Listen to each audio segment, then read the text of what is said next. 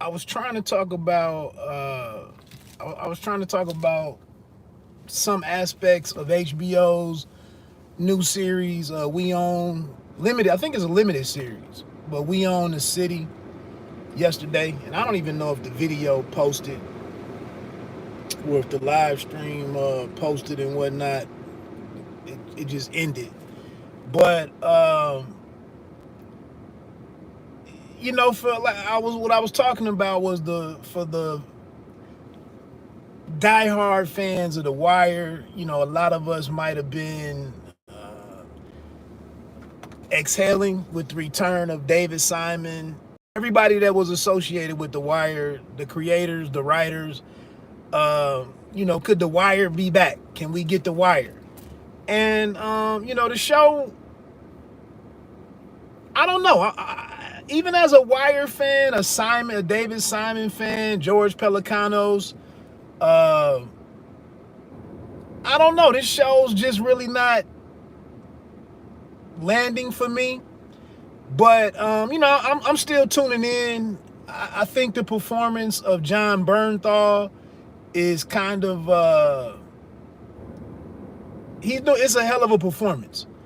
And I coming on the heels of Bernthal in King Richard, the movie on Richard Williams, the father of Serena and Venus.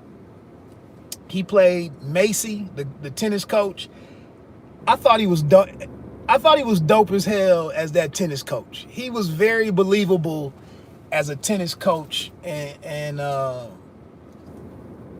don't know. I love what I saw from him in that movie, in somewhat of a smaller role, but I thought he just killed it. Seeing him here as this violent, corrupt police officer, it almost looks like a different actor, and I can tell that he's doing something great. I see that. Everybody else on the show, I don't know. I don't like a couple of the guys how they're cast, and then I just think the way that they've chosen to tell it with the flashbacks, I don't know. It's a little difficult to follow, but I think overall, maybe it's just the fact that it's too real. It's almost too real. All of the stuff that we saw in The Wire, it was, we started liking Avon Barksdale and Stringer Bell, Omar Little. We started liking Bunk and McNulty, or some of the, McNulty being an asshole or a problem for the suits. Irving, was that his? That wasn't his name. Lance Riddick's character. We started liking all of these people, and We Own This City. I'm just sitting here like appalled that this shit is or was that bad.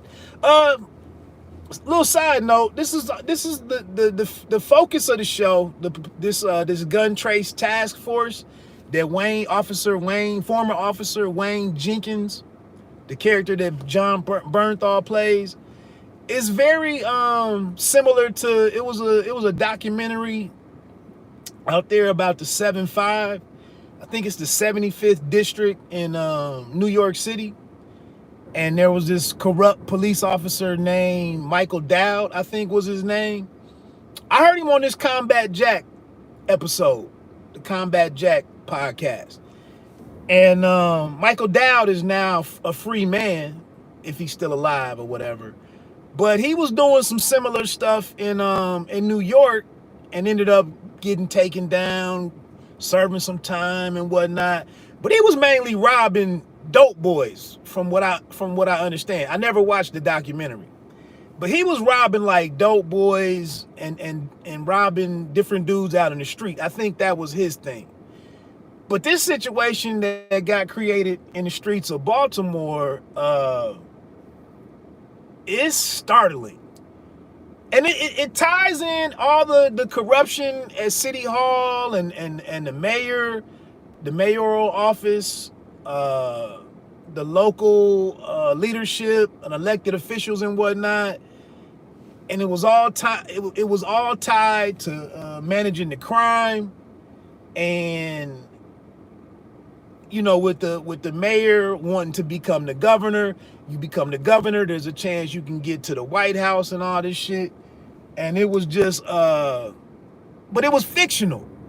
You know what I'm saying? All of the street dudes from The Wire were like, they were like different figures from Baltimore's past, kind of meshed together in some shape, form, or fashion. But all of this shit that's in We Own the City, like, who Marilyn Mosley is. I think she's the attorney or the district attorney there or something. We've seen her name in the headlines for the last, even if you don't live in Baltimore. But we're familiar with Mosley. We're familiar with the Freddie Gray situation. They reference Freddie Gray numerous times. And then the police officers are former Baltimore police, and Wayne Jenkins, and then this really violent dude named Daniel Herschel. But you just a few episodes in, and you start sensing this police force with influence and encouragement from the mayor's office and the local politicians.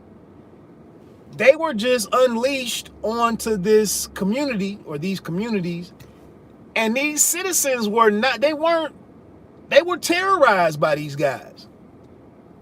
The Daniel Herschel dude was just beating citizens up, beating women up, different women and older women and the black women too, mainly black people.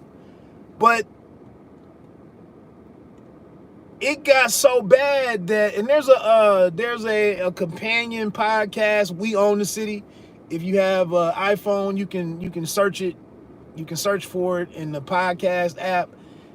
One of the writers, D. Watkins, who's from Baltimore, he's the host of it. He has different cast members on there, writers, producers, and whatnot. And they go in depth on a lot of this. They talk about the real Wayne Jenkins. They talk about the real Daniel Herschel and their, shit that didn't make it into the series. But the local politics created this situation and set the police force, different members of the police force, out into the community to basically wage a war on the citizens. And this wasn't even a matter of resisting arrest.